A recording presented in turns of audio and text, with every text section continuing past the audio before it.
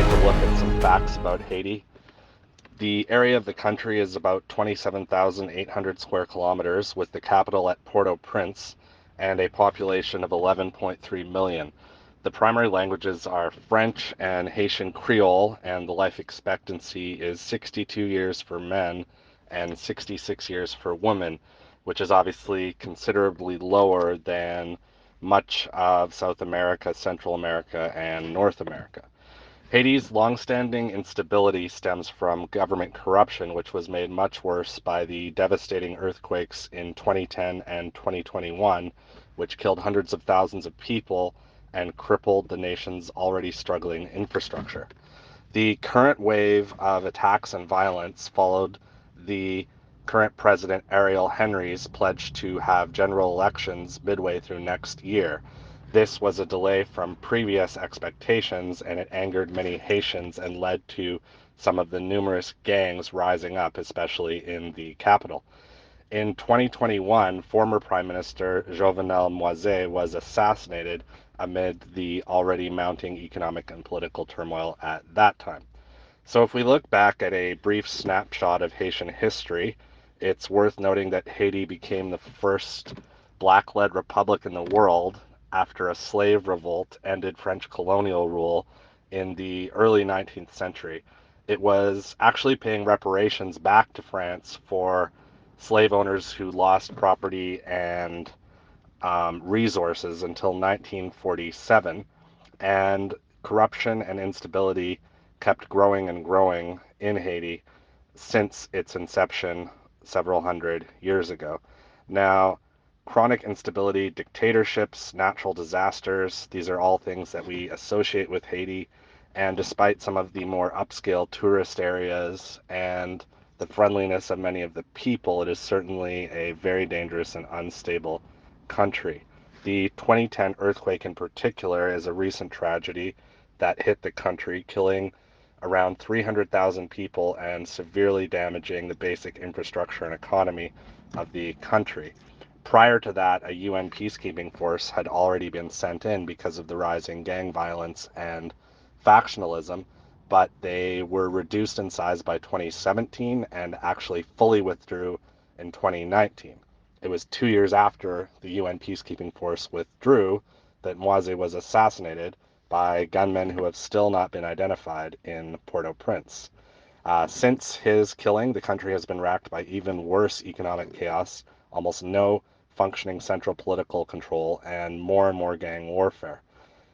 Now, Henry assumed leadership following Moise's assassination, but he actually has resigned and fled the country, leaving for Puerto Rico as an American territory after signing a deal to deploy an international security force to tackle the current violence.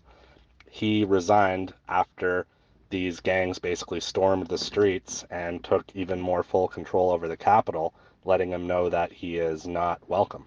The latest specific wave of violence started on February 29th after Henry traveled to Kenya to push for a UN-supported deployment of a police force to combat gangs and the already rising anger at his delay of elections.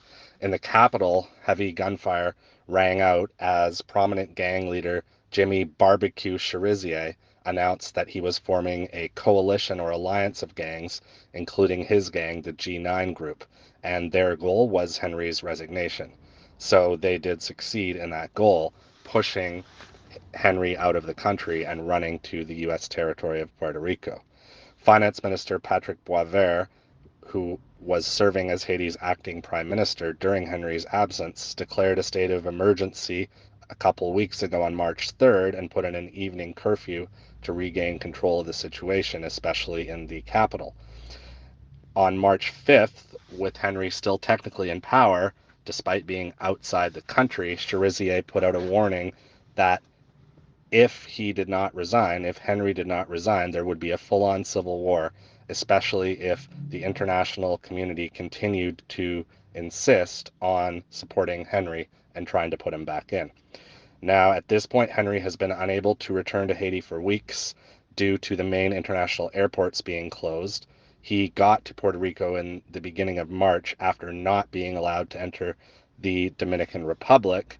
At this point, the US government's position is that there needs to be a presidential transitional council set up, and elections need to be held sooner than next year. That's according to US Ambassador to the UN Linda Thomas Greenfield. However, there is a lot of ambiguity surrounding the US position on what's going on. And meanwhile, the situation in Haiti continues as the curfew is still in place. However, malnutrition, widespread violence, and simply a lack of understanding what is going on are now basically roiling the whole country, especially the capital. Now, there are many things going on in Haiti at the same time, and the rise of the gang violence is definitely worth taking a look at. Now, Cherizier has orchestrated many large-scale attacks that have paralyzed the country in the past, including that he seized a very vital fuel terminal in Port-au-Prince for almost 2 months several years ago in late 2022. Haiti as a whole has an estimated 200 major gangs. 23 of the primary main gangs operate in the metro area of Port-au-Prince. They have been controlling 60 to 80% of the capital during various times in the past decades, and they thrive on smuggled firearms, kidnapping, taking ransom payments, and generally terrorizing those who aren't with their gangs or are not allied with them. They have fairly decent financial independence and military capabilities, even if they have a lack of discipline and formal military training.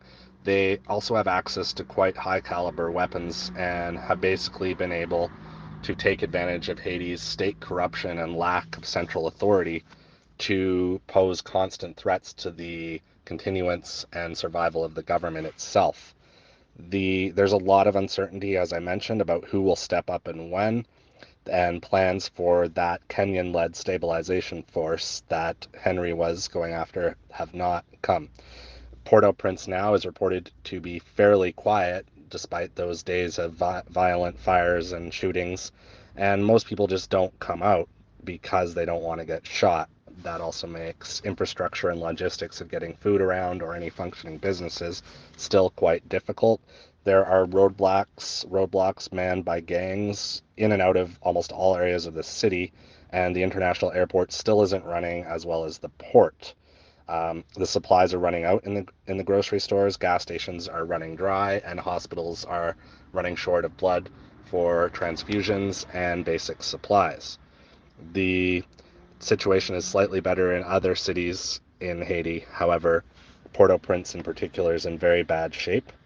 The UN is currently trying to create an air bridge between Port-au-Prince and the Dominican capital of Santo Domingo to deliver aid, but for now, the only arrivals coming in are private evacuation helicopters that those who are in the upper class of Haiti, the very small upper class of Haiti, can take to get out as quick as possible. The majority of Haitians live on about $4 a day or less, and that is hugely different from the small number of wealthy foreigners and their own small upper class of locals who are willing to pay up to $10,000 for a seat on a private charter to to private airfields in the Dominican Republic, since the Dominican will not allow any commercial flights in and out of the country. There are often helicopters flying over at this point, trying to get people out, including American led flights and diplomatic efforts to get diplomatic staff and other fully away from the Haitian territory. But pilots are definitely not super eager to go into this place and know that they could be shot down. And it also depends on the type of weapons that gangs have and their intel on the kind of helicopters and other things flying around. At this point, 80% of Port-au-Prince is under gang control, which means that they control the majority of the city, and the police, who are trying to stop them but don't have nearly enough resources, have been especially targeted in recent weeks. Now, foreign intervention, or the chance of this happening, has usually been considered a last resort, especially because of Haiti's history and how that has not worked out and not really led to an end of the cycles of violence. However, some are seeing that as a potential lifeline, but the idea that Kenya or other forces are really going to come in is quite uncertain and not very probable. While the left conveniently blames the majority of Haiti's problems on colonialism and white supremacy, and the right blames all of the problems on cultural inability to form a functional state or some kind of endemic corruption in the people and some sort of inherent savagery, the truth likely lies somewhere in between. Haiti definitely has a tumultuous history that is still playing out in the kind of situation that exists, but at the same time, there is a responsibility of even very poor states to do something with their situation, no matter how tragic. The fact that criminal gangs have risen up to such power can certainly be seen as possible in the context of the government vacuum. However, that the widespread criminality cannot purely be explained away by that vacuum. Now, if you were to say that the outer circumstances mean that a population simply can't improve itself, that would be incorrect. And you can see that in the history of many groups, such as the Jews who lived in the Pale of Settlement in very poor conditions, but did not form large-scale gangs or terrorize their own people. So, to be clear, the fault does lie with the violent criminal gangs in Haiti and their terroristic actions towards the innocent fellow Haitians that they prey upon. However, the long-term failure of Haiti and the fact that it's now obviously a failed state cannot just be explained away as the fault of Western nations or purely because of bad luck. At this point, we have to see what happens next, but it certainly is one of many dark chapters in a world that's quickly spiraling into a sort of anarcho-tyranny and neo-feudalism.